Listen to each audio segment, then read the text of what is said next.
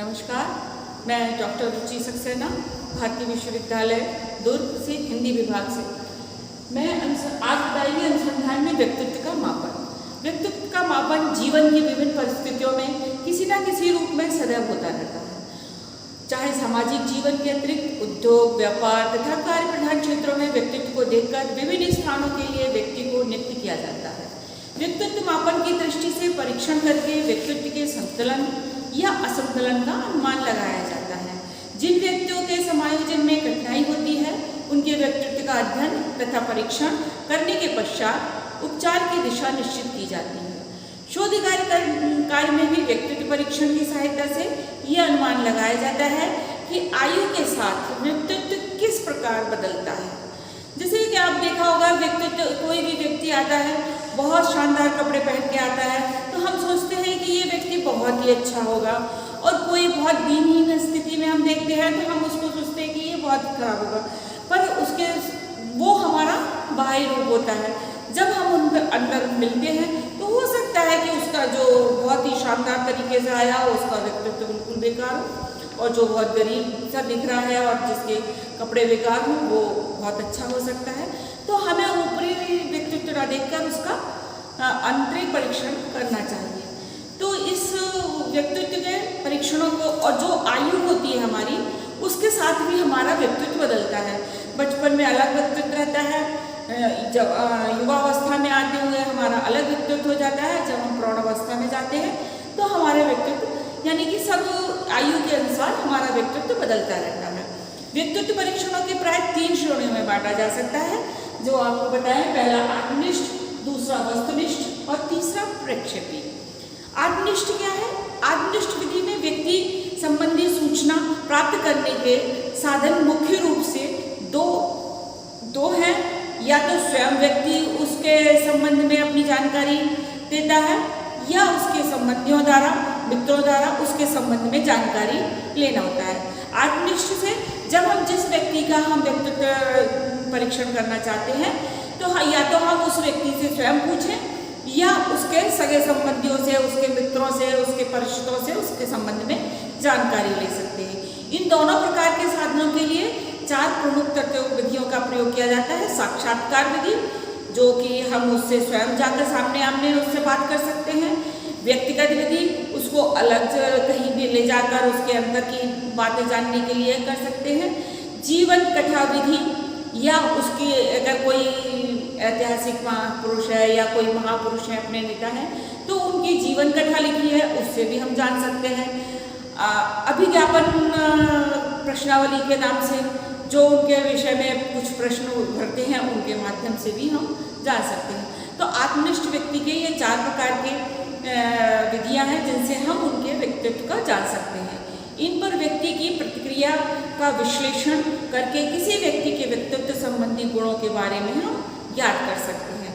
आत्मनिष्ठ विधि की सीमाएं भी होती हैं, इसमें कुछ सीमाएं नहीं हैं। इस व्यक्ति में पक्षपात हो सकता है, इस विधि में, आत्मनिष्ठ में, क्योंकि व्यक्ति अपने विषय में भी हो सकता है कि वो गलत सूचना दे दे, उसके मित्र भी हमें गलत सूचना दे सकते हैं, तो उस व्यक्ति के ऊपर अधिक डिपेंड नहीं कर सकते इस विधि पे। जिसका मापन किया जा रहा है वह बहुत कुछ छिपाकर भी बता सकता है। यह विधियां अविश्वसनीय होती हैं, क्योंकि उत्तर देने वाला सदैव एक समान उत्तर नहीं देता है। उसके क्या होता है कि कुछ जानकारी उसके हम संबंधियों से लिए तो 3 संबंधी से मिलेंगे तो 3 प्रकार की जानकारी मिलती है, तो इसलिए उसमें थोड़ी वैधता नहीं होती है। इसमें वैधता का स्तर थोड़ा नीचे रहता है। इनसे केवल चेतन पक्ष के बारे में ज्ञात किया होता है, जो संपूर्ण व्यक्तित्व का 10वां भाग आता है। नेक्स्ट पॉइंट आता है इसमें वस्तुनिष्ठ विधि। वस्तुनिष्ठ विधि क्या है? इस विधि द्वारा व्यक्ति के व्यवहार का अध्ययन वैज्ञानिक विधि से करते हैं। इसमें भी पूर्ण रूप से विश्वसनीयता तथा वैध नहीं कहा जा सकता, क्योंकि सभी विधियां पूर्ण रूप से वस्तुनिष्ठ नहीं है। इस विधि के अंतर्गत नियंत्रित निरीक्षण, शारीरिक परिवर्तन, निर्धारण, मापनी तथा परिस्थितियां परीक्षण आते हैं। इसमें एक क्या देखते हैं, नियंत्रण करते हैं, निरीक्षण करते हैं, उसकी शारीरिक गतिविधियों का परीक्षण करते हैं, और इसका उपयोग अधिकतर व्यक्तित्व के मापन में होता है।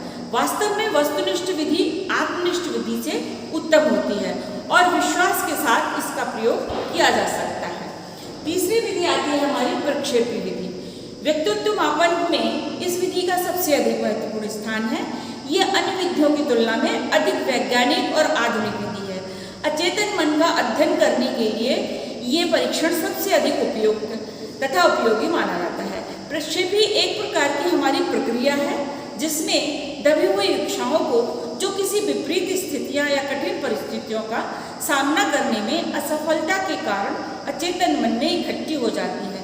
जब हम कहीं असफल हो जाते हैं, कहीं जब हमारा मन का काम नहीं होता है, तो वो जब हम अंदर ही अंदर हम उस चीज़ को दबाते रहते हैं, उस चीज़ को हम प्रक्षेपी बोलते हैं। जब हम अपने अंदर मन की भावनाएं किसी के सामने प्रकट नहीं कर पाते हैं और अचेतन मन में हम उसको इकट्ठा करते रहते हैं, उसको हम प्रक्षेपी कहते हैं।